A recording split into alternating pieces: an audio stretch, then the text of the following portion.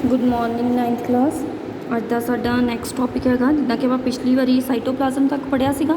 Next ਆ ਗਿਆ ਆਪਣਾ, ਇੱਥੋਂ ਛੱਡਿਆ ਸੀ ਆਪਾਂ ਸੈੱਲ ਔਰਗੇਨੈਲਿਸ ਤੋਂ। ਸੋ ਸੈੱਲ ਔਰਗੇਨੈਲਿਸ ਬਾਰੇ ਪੜ੍ਹਨਾ ਆਪਾਂ ਕਿ ਸੈੱਲ ਦੇ ਅੰਦਰ ਕਿਹੜੀਆਂ ਕਿਹੜੀਆਂ ਔਰਗੇਨੈਲਿਸ ਨੇ। ਜੇਕਰ ਆ ਸੈੱਲ ਆ, ਨਿਊਕਲੀਅਸ ਆ, ਅਤੇ ਇੱਥੇ ਕਿਹੜੀਆਂ ਕਿਹੜੀਆਂ ਔਰਗੇਨੈਲਿਸ ਪ੍ਰੈਜ਼ੈਂਟ ਨੇ ਇਸ ਸਾਈਟੋਪਲਾਜ਼ਮ ਦੇ ਵਿੱਚ, ਠੀਕ ਆ। ਸੋ ਸਭ ਤੋਂ ਪਹਿਲਾਂ ਆਪਾਂ ਕਿਹਦੇ ਬਾਰੇ ਪੜ੍ਹਨ ਜਾ ਰਹੇ ਹਾਂ, ਐਂਡੋਪਲਾਜ਼ਮਿਕ ਰੈਟੀਕੂਲਮ ਬਾਰੇ। ਐਂਡੋਪਲਾਜ਼ਮਿਕ ਰੈਟੀਕੂਲਮ ਬਾਰੇ, ਠੀਕ ਆ। ਸੋ ਐਂਡੋਪਲਾਜ਼ਮਿਕ ਰੈਟੀਕੂਲਮ ਜਿਹੜਾ ਵਾ ਉਹ ਪਲਾਜ਼ਮਾ ਮੈਂਬਰੇਨ ਦੇ ਨਾਲ ਦੀ ਲਗਭਗ ਸੇਮ ਜਿਹੜਾ ਵਾ ਉਹ ਟਾਈਪ ਨਾਲ ਮਤਲਬ ਸਟਰਕਚਰ ਵਾਈਜ਼ ਸੇਮ ਹੁੰਦਾ, ਠੀਕ ਆ। ਮੇਨ ਇਹਦੇ ਵਿੱਚ ਕੀ ਆ ਕਿ ਜਿਹੜਾ ਐਂਡੋਪਲਾਜ਼ਮਿਕ ਰੈਟੀਕੂਲਮ ਆ ਉਹ 2 ਟਾਈਪਸ ਦਾ ਵਾ, ਰਫ ਐਂਡੋਪਲਾਜ਼ਮਿਕ ਰੈਟੀਕੂਲਮ ਐਂਡ ਸਮੂਥ ਐਂਡੋਪਲਾਜ਼ਮਿਕ ਰੈਟੀਕੂਲਮ। ਰਫ ਐਂਡੋਪਲਾਜ਼ਮਿਕ ਰੈਟੀਕੂਲਮ ਨੂੰ ਆਪਾਂ RER ਐਂਡ ਸਮੂਥ ਐਂਡੋਪਲਾਜ਼ਮਿਕ ਰੈਟੀਕੂਲਮ ਨੂੰ ਆਪਾਂ SER ਦੇ ਨਾਲ ਜਿਹੜਾ ਉਹ ਰਿਪਰੈਜ਼ੈਂਟ ਕਰਦੇ ਹਾਂ, ਠੀਕ ਆ। ਸੋ ਸਮੂਥ ਐਂਡੋਪਲਾਜ਼ਮਿਕ ਐਂਡ ਰਫ ਐਂਡੋਪਲਾਜ਼ਮਿਕ ਰੈਟੀਕੂਲਮ ਡਿਫਰੈਂਸ ਕੀ ਆ ਸਮੂਥ ਐਂਡ ਰਫ ਦੇ ਵਿੱਚ। ਜੇਕਰ ਜਿਹੜੀਆਂ ਮਤਲਬ ਦੇਖੋ ਆ ਜਿੱਦਾਂ ਸੈੱਲ ਮੈਂਬਰੇਨ ਆ ਨਾ, ਆਹ ਨਿਊਕਲੀਅਸ ਆ, ਨਿਊਕਲੀਅਸ ਦੱਸਿਆ ਪੋਰਸ ਹੁੰਦਾ। ਸੋ ਨਿਊਕਲੀਅਸ ਅਤੇ ਪਲਾਜ਼ਮਾ ਮੈਂਬਰੇਨ ਨੂੰ ਜਿਹੜਾ ਦੋਨਾਂ ਨੂੰ ਇੰਟਰਕਨੈਕਟ ਕਰਦਾ ਉਹਨੂੰ ਆਪਾਂ ਕੀ ਬੋਲਦੇ ਹਾਂ, ਉਹਨੂੰ ਆਪਾਂ ਐਂਡੋਪਲਾਜ਼ਮਿਕ ਰੈਟੀਕੂਲਮ ਬੋਲਦੇ ਹਾਂ, ਠੀਕ ਆ। ਆ ਜਿਹੜਾ ਇਹਨਾਂ ਨੂੰ ਇੰਟਰਕਨੈਕਟ ਕਰਦਾ। ਸੋ ਜੇਕਰ ਤਾਂ ਇਹ ਪਲੇਨ ਆ, ਠੀਕ ਆ, ਇੱਥੇ ਕੁਛ ਨਹੀਂ ਪ੍ਰੈਜ਼ੈਂਟ, ਤਾਂ ਇਹ ਸਮੂਥ ਐਂਡੋਪਲਾਜ਼ਮਿਕ ਰੈਟੀਕੂਲਮ ਆ। ਜੇਕਰ ਇਹਦੇ ਉੱਤੇ ਇੱਥੇ ਜਿਹੜੇ ਉਹ ਰਾਈਬੋਜ਼ੋਮਸ ਪ੍ਰੈਜ਼ੈਂਟ ਆ, ਠੀਕ ਆ। ਸੋ ਫਿਰ ਜੇਕਰ ਰਾਈਬੋਜ਼ੋਮਸ ਲੱਗੇ ਹੋਏ ਨੇ, ਫਿਰ ਇਹਨਾਂ ਦੀ ਜਿਹੜੀ ਆ ਉਹ ਮਾਈਕਰੋਸਕੋਪ ਦੇ ਅੰਡਰ ਰਫ ਅਪੀਅਰੈਂਸ ਆਉਂਦੀ ਆ। ਸੋ ਇਸ ਕਰਕੇ ਇਹਨਾਂ ਨੂੰ ਆਪਾਂ ਰਫ ਐਂਡੋਪਲਾਜ਼ਮਿਕ ਰੈਟੀਕੂਲਮ ਕਹਿੰਦੇ ਆ। ਸੋ 2 ਟਾਈਪਸ ਦੇ ਐਂਡੋਪਲਾਜ਼ਮਿਕ ਰੈਟੀਕੂਲਮ ਨੇ, smooth SER and the rough RER, ਠੀਕ ਆ। ਰਫ ਐਂਡੋਪਲਾਜ਼ਮਿਕ ਰੈਟੀਕੂਲਮ, ਕਲੀਅਰ ਆ। ਸੋ ਲੁੱਕ ਰਫ ਅੰਡਰ ਦਾ ਮਾਈਕਰੋਸਕੋਪ ਵਿਚ ਪ੍ਰੈਜ਼ੈਂਟ। ਸੋ ਦਾ ਰਾਈਬੋਜ਼ੋਮਸ ਦਾ ਮੇਨ ਫੰਕਸ਼ਨ ਰਾਜੇ ਕੀ ਹੈ, ਪ੍ਰੋਟੀਨ ਸਿੰਥੇਸਾਈਜ਼ ਕਰਦੇ ਆ। ਸੋ ਜੇਕਰ ਰਾਈਬੋਜ਼ੋਮਸ ਪ੍ਰੈਜ਼ੈਂਟ ਆ ਵਿਚ are present for active cell, ਇਹ ਕਾਹਦੇ ਵਾਸਤੇ ਹੁੰਦੇ ਨੇ, for the manufacturing of the protein, site of the protein synthesis. So protein ਦੇ ਵਿੱਚ ਮਤਲਬ ਸਿੰਥੇਸਿਸ ਦੇ ਲਈ ਹੈਲਪਫੁਲ ਹੁੰਦੇ ਨੇ। ਇਸ ਕਰਕੇ ਆਪਾਂ ਇਹਨਾਂ ਨੂੰ ਕੀ ਬੋਲ ਦਿੰਦੇ ਆ, ਇਹਨਾਂ ਨੂੰ ਆਪਾਂ ਐਂਡੋਪਲਾਜ਼ਮਿਕ ਰਫ ਐਂਡੋਪਲਾਜ਼ਮਿਕ ਰੈਟੀਕੂਲਮ ਬੋਲਦੇ ਹਾਂ, ਕਿਉਂਕਿ ਉੱਤੇ ਕੀ ਪ੍ਰੈਜ਼ੈਂਟ ਹੁੰਦੇ ਨੇ, ਰਾਈਬੋਜ਼ੋਮਸ ਪ੍ਰੈਜ਼ੈਂਟ ਹੁੰਦੇ ਨੇ, ਠੀਕ ਆ। ਸੋ SER ਜਾਣੀ ਕਿ ਸਮੂਥ ਐਂਡੋਪਲਾਜ਼ਮਿਕ ਰੈਟੀਕੂਲਮ ਨੇ ਕਾਹਦੇ ਵਿੱਚ ਹੈਲਪ ਕਰਦੇ ਨੇ, ਫੈਟ ਮੋਲੀਕਿਊਲਸ ਬਣਾਉਣ ਦੇ ਵਿੱਚ ਹੈਲਪ ਕਰਦੇ ਨੇ, ਲਿਪਿਡਸ ਬਣਾਉਣ ਦੇ ਵਿੱਚ ਹੈਲਪ ਕਰਦੇ ਨੇ, ਸੈੱਲ ਦੀ ਫੰਕਸ਼ਨਿੰਗ ਦੇ ਲਈ ਬਹੁਤ ਜ਼ਰੂਰੀ ਨੇ, important for the cell functioning, ਠੀਕ ਆ। ਨੈਕਸਟ ਆ ਜਾਂਦਾ ਕਿ ਇਸ ਤੋਂ ਇਲਾਵਾ ਜਿਹੜੇ ਨੇ ਪ੍ਰੋਟੀਨਸ ਐਂਡ ਲਿਪਿਡਸ ਜਿਹੜੇ ਪ੍ਰੋਟੀਨ ਅਤੇ ਲਿਪਿਡਸ ਜਿਹੜੇ ਐਂਡੋਪਲਾਜ਼ਮਿਕ ਰੈਟੀਕੂਲਮ ਦੇ ਵਿੱਚ ਬਣ ਗਏ। ਸੋ ਹੁਣ ਇਹਨਾਂ ਦਾ ਕੀ ਕੰਮ ਆ ਕਿ ਜਿੰਨਾ ਵੀ ਪ੍ਰੋਟੀਨ ਬਣਿਆ ਉਹਨੂੰ ਆਪਾਂ ਪਲਾਜ਼ਮਾ ਮੈਂਬਰੇਨ ਕੋਲ ਭੇਜ ਦੇਣਾ। ਕਾਹਦੇ ਵਾਸਤੇ, ਪਲਾਜ਼ਮਾ ਮੈਂਬਰੇਨ ਨੂੰ ਆਪਾਂ ਕੰਟੀਨਿਊ ਕਰਨ ਵਾਸਤੇ, ਪਲਾਜ਼ਮਾ ਮੈਂਬਰੇਨ ਦੀ ਜਿਹੜੀ ਫੰਕਸ਼ਨਿੰਗ ਆ, ਜਿਹੜੀ ਪਲਾਜ਼ਮਾ ਮੈਂਬਰੇਨ ਉਹਨੂੰ ਕੰਟੀਨਿਊ ਕਰਨ ਵਾਸਤੇ, ਮਤਲਬ ਉਹਦੀ ਮੈਂਬਰੇਨ ਦੀ ਬਿਲਡਅਪ ਵਾਸਤੇ, ਮੈਂਬਰੇਨ ਨੂੰ ਬਿਲਡਅਪ ਰੱਖਣ ਲਈ, ਇਹਦੀ ਮਤਲਬ ਜਿੰਨੀ ਵੀ ਮਤਲਬ ਆਪਾਂ ਕਹਿ ਲਈਏ ਜੇਕਰ ਜਿੰਨੀ ਵੀ ਟੁੱਟ ਭੱਜ ਆ ਉਹਨੂੰ ਸਹੀ ਕਰਨ ਦੇ ਲਈ ਆਪਾਂ ਜਿੰਨਾ ਵੀ ਆ ਉਹ ਮਤਲਬ ਉਹਨੂੰ ਕੀ ਕਰਨਾ, ਜਿਹੜੇ ਬਣਦੇ ਨੇ ਉਹਦੇ ਨਾਲ ਉਹਦੀ ਜਿਹੜੀ ਆ ਸਿੰਥੇਸਿਸ ਹੋ ਜਾਂਦੀ ਆ। ਸੋ ਇਹਨੂੰ ਆਪਾਂ ਬੋਲਦੇ ਹਾਂ ਮੈਂਬਰੇਨ ਬਾਇਓਜੈਨੇਸਿਸ। ਦੁਬਾਰਾ ਦੱਸਦੀ ਹਾਂ ਕਿ ਜਿੰਨਾ ਵੀ ਇੱਥੇ ਪ੍ਰੋਟੀਨ ਐਂਡ ਲਿਪਿਡ ਬਣਿਆ ਉਹਦੇ ਨਾਲ ਕੀ ਹੁੰਦਾ ਕਿ ਪਲਾਜ਼ਮਾ ਮੈਂਬਰੇਨ ਬਿਲਡਅਪ ਹੁੰਦੀ ਆ। ਜੇਕਰ ਕੋਈ ਰੈਪਚਰ ਪਾਰਟ ਆ ਉਹ ਜਿਹੜਾ ਵਾ ਉਹ ਰੀਜਨਰੇਟ ਹੁੰਦਾ ਵਾ। ਸੋ ਇਹਨੂੰ ਆਪਾਂ ਕੀ ਬੋਲ ਦਿੰਦੇ ਆ, ਸੋ ਮੈਂਬਰੇਨ ਇਹਦੇ ਲਈ ਹੈਲਪ ਕਰਦੇ ਨੇ, ਕੀ ਬਣਾਉਂਦੇ ਨੇ, ਲਿਪਿਡਸ ਐਂਡ ਫੈਟ ਮੋਲੀਕਿਊਲਸ ਬਣਾਉਂਦੇ ਨੇ, ਕੌਣ, ਐਂਡੋਪਲਾਜ਼ਮਿਕ ਰੈਟੀਕੂਲਮ। ਇਸ ਕਰਕੇ ਇਸ ਪ੍ਰੋਸੈਸ ਨੂੰ ਆਪਾਂ ਕੀ ਬੋਲ ਦਿੰਦੇ ਆ, ਮੈਂਬਰੇਨ ਬਾਇਓਜੈਨੇਸਿਸ। ਕੁਐਸਚਨ ਆ ਜਾਂਦਾ ਹੁੰਦਾ ਜੀ, ਵਟ ਇਜ਼ ਦਾ ਮੈਂਬਰੇਨ ਬਾਇਓਜੈਨੇਸਿਸ, ਠੀਕ ਆ। ਸੋ ਜਦੋਂ ਪ੍ਰੋਟੀਨਸ ਐਂਡ ਲਿਪਿਡਸ ਜਿਹੜੇ ਨੇ ਬਿਲਡਿੰਗ ਦਾ ਸੈੱਲ ਮੈਂਬਰੇਨ, ਜਦੋਂ ਸੈੱਲ ਮੈਂਬਰੇਨ ਬਣਾਉਂਦੇ ਨੇ ਉਸ ਪ੍ਰੋਸੈਸ ਨੂੰ ਆਪਾਂ ਕੀ ਬੋਲਦੇ ਹਾਂ, ਮੈਂਬਰੇਨ ਬਾਇਓਜੈਨੇਸਿਸ, ਠੀਕ ਆ। ਯਾਦ ਰਹੂਗਾ ਨਾ। ਨੈਕਸਟ ਆ ਜਾਂਦਾ ਕਿ ਇਸ ਤੋਂ ਇਲਾਵਾ ਜਿਹੜੇ ਨੇ ਐਂਡੋਪਲਾਜ਼ਮਿਕ ਰੈਟੀਕੂਲਮ ਜਿਹੜੇ ਨੇ ਉਹ ਵੇਰੀ ਕਰਦੇ ਨੇ ਡਿਫਰੈਂਟ ਸੈਲਸ ਦੇ ਵਿੱਚ। ਇੱਕ ਹਮੇਸ਼ਾ ਕਿਹਦੇ ਵਾਂਗੂ ਹੁੰਦੇ, ਨੈਟਵਰਕ ਵਾਂਗੂ ਹੁੰਦੀ। ਆਹ ਪਲਾਜ਼ਮਾ ਆਹ ਦੇਖੋ, ਆਹ ਐਂਡੋਪਲਾਜ਼ਮਿਕ ਰੈਟੀਕੂਲਮ, ਨਿਊਕਲੀਅਰ ਮੈਂਬਰੇਨ ਤੋਂ ਕੀ ਉੱਪਰ ਦਿਖਾਈ ਦੇ ਰਹੇ ਆਪਾਂ ਨੂੰ, ਆਹ ਛੋਟੇ ਛੋਟੇ ਵੇਖੋ, ਇੱਥੋਂ ਇੱਕ ਵੱਡਾ ਇਹਦਾ ਹੈਗਾ ਮਤਲਬ ਇੱਕ ਪਾਰਟ ਐਂਡ ਦੈਨ ਛੋਟੇ ਪਾਰਟ ਨੇ ਇਹਦੇ, ਆ ਸਾਰੇ ਹੀ ਪ੍ਰੈਜ਼ੈਂਟ ਆ। ਇਹਨਾਂ ਨੂੰ ਆਪਾਂ ਕੀ ਬੋਲਦੇ ਹਾਂ, ਐਂਡੋਪਲਾਜ਼ਮਿਕ ਰੈਟੀਕੂਲਮ। ਹੁਣ ਕਿਤੇ ਕਿਤੇ ਰਾਈਬੋਜ਼ੋਮਸ ਪ੍ਰੈਜ਼ੈਂਟ ਨੇ, ਕਿਤੇ ਕਿਤੇ ਜਿਹੜਾ ਰਾਈਬੋਜ਼ੋਮਸ ਨਹੀਂ ਪ੍ਰੈਜ਼ੈਂਟ। ਤੋ ਜਿੱਥੇ ਰਾਈਬੋਜ਼ੋਮਸ ਪ੍ਰੈਜ਼ੈਂਟ ਆ ਉਹਨੂੰ ਆਪਾਂ ਕੀ ਬੋਲਾਂਗੇ, ਰਫ ਐਂਡੋਪਲਾਜ਼ਮਿਕ ਰੈਟੀਕੂਲਮ, ਐਂਡ ਜਿੱਥੇ ਨਹੀਂ ਪ੍ਰੈਜ਼ੈਂਟ ਉਹਨਾਂ ਨੂੰ ਆਪਾਂ ਕੀ ਬੋਲਾਂਗੇ, ਸਮੂਥ ਐਂਡੋਪਲਾਜ਼ਮਿਕ ਰੈਟੀਕੂਲਮ। ਆ ਦੇਖੋ, ਰਫ ਐਂਡੋਪਲਾਜ਼ਮਿਕ ਰੈਟੀਕੂਲਮ ਐਂਡ ਦੀ ਸਮੂਥ ਐਂਡੋਪਲਾਜ਼ਮਿਕ ਰੈਟੀਕੂਲਮ, ਠੀਕ ਆ।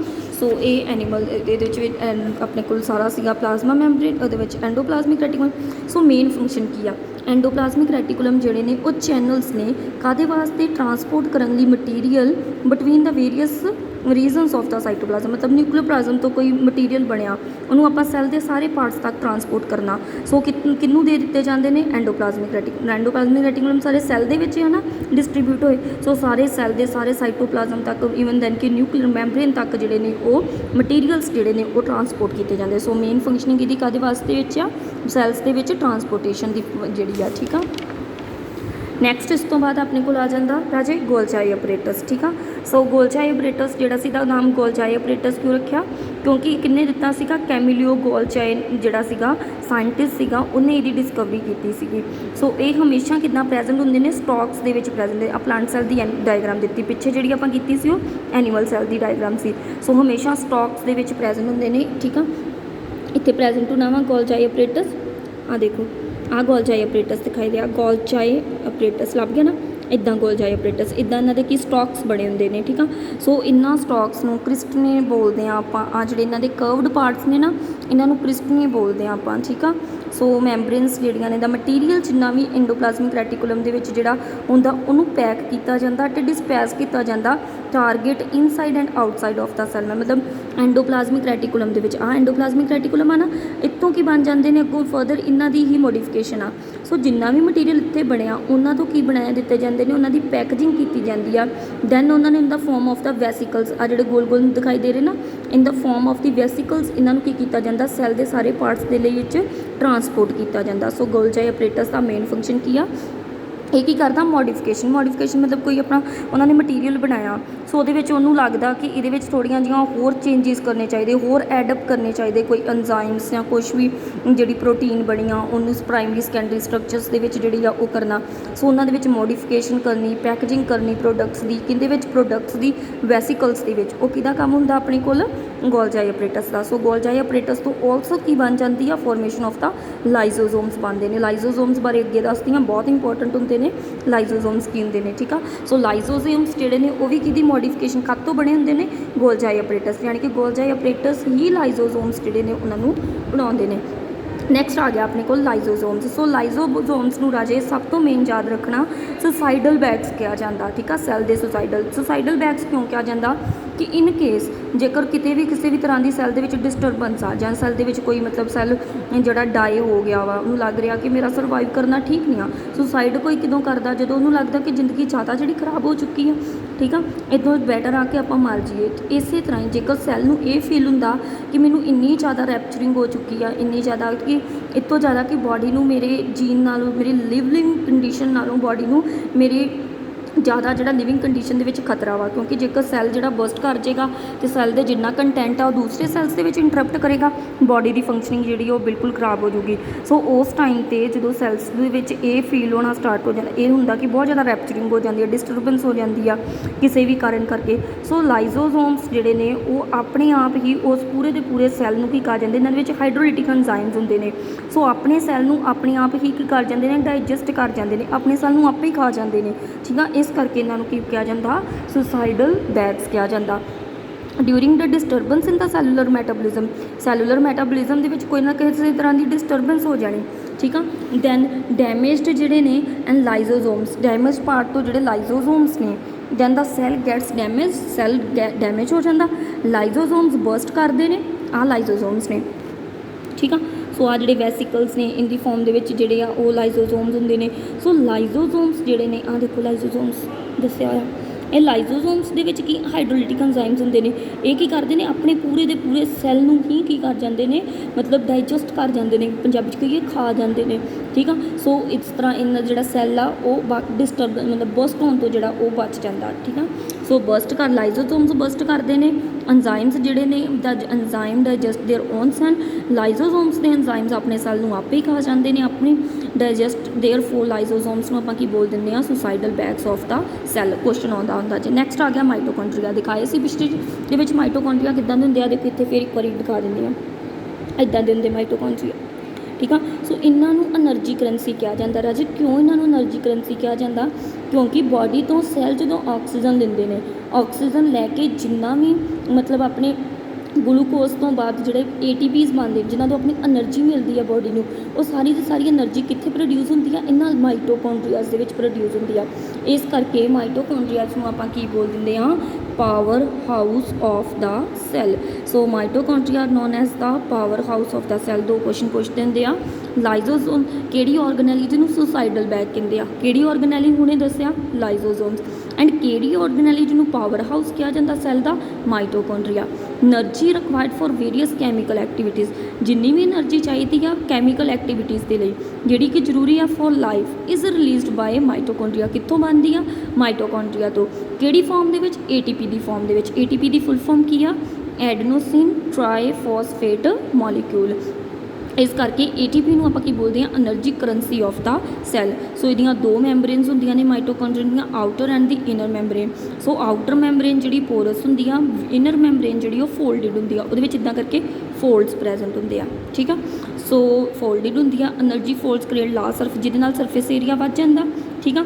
ਸੋ ATP ਜਨਰੇਸ਼ਨ ਜਿਹੜੀ ਕੈਮੀਕਲ ਰਿਐਕਸ਼ਨਸ ਨੇ ਉਨੀਆਂ ਹੀ ਉਹ ਵੱਧ ਜਾਂਦੀਆਂ ਨੇ। ਮਾਈਟੋਕੌਂਡਰੀਆ ਜਿਹੜਾ ਵਾ ਉਹ ਆਰਗੇਨੈਲੀ ਆ ਜੈਟ ਸੈਂਸ that they have own DNA। ਇਹ ਉਹ ਆਰਗੇਨੈਲੀ ਆ ਜਿਹਦੇ ਵਿੱਚ ਆਪਣਾ DNA ਪ੍ਰੈਜ਼ੈਂਟ ਹੁੰਦਾ, ਆਪਣੇ ਰਾਈਬੋਸੋਮਸ ਪ੍ਰੈਜ਼ੈਂਟ ਹੁੰਦੇ ਆ।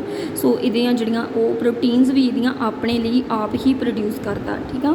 ਨੈਕਸਟ ਆ ਜਾਂਦਾ ਆਪਣੇ ਕੋਲ ਪਲਾਸਟਿਡਸ। ਪਲਾਸਟਿਡਸ ਤੁਹਾਨੂੰ ਪਤਾ ਕਿ ਸਿਰਫ ਪਲਾਂਟ ਸੈਲਸ ਦੇ ਵਿੱਚ ਹੋਣਗੇ, ਕਿਉਂਕਿ ਐਨੀਮਲ ਸੈਲਸ ਦੇ ਵਿੱਚ ਤਾਂ ਪਲਾਸਟਿਡਸ ਨਹੀਂ ਹੋਣਗੇ, ਕਿਉਂਕਿ ਪਲਾਸਟਿਡਸ ਕੀ ਨੇ? ਜਿਨ੍ਹਾਂ ਨੇ ਕੋਈ ਕੋਈ ਪਿਗਮੈਂਟ ਜਿਹੜਾ ਪਲਾਂਟ ਦਾ ਉਹ ਕੈਰੀ ਕਰਕੇ ਰੱਖਣਾ ਹੁੰਦਾ, ਜਿੱਦਾਂ ਕਲੋਰੋਫਿਲ ਆ। ਕਲੋਰੋਫਿਲ ਕਿਹਦੇ ਵਿੱਚ ਪ੍ਰੈਜ਼ੈਂਟ ਹੁੰਦੀ? ਕਲੋਰੋਪਲਾਸਟ। ਸੋ ਪਲਾਸਟਿਡ ਦੀਆਂ 3 ਟਾਈਪਸ ਨੇ। ਕਿਹੜੀਆਂ ਕਿਹੜੀਆਂ? 2 ਟਾਈਪਸ ਦੇ ਪਲਾਸਟਿਕ ਬਾਰੇ ਇੱਥੇ ਤੁਹਾਨੂੰ ਦੱਸਿਆ ਆ, ਕ੍ਰੋਮੋਪਲਾਸਟ ਐਂਡ ਦੀ ਲਿਊਕੋਪਲਾਸਟ।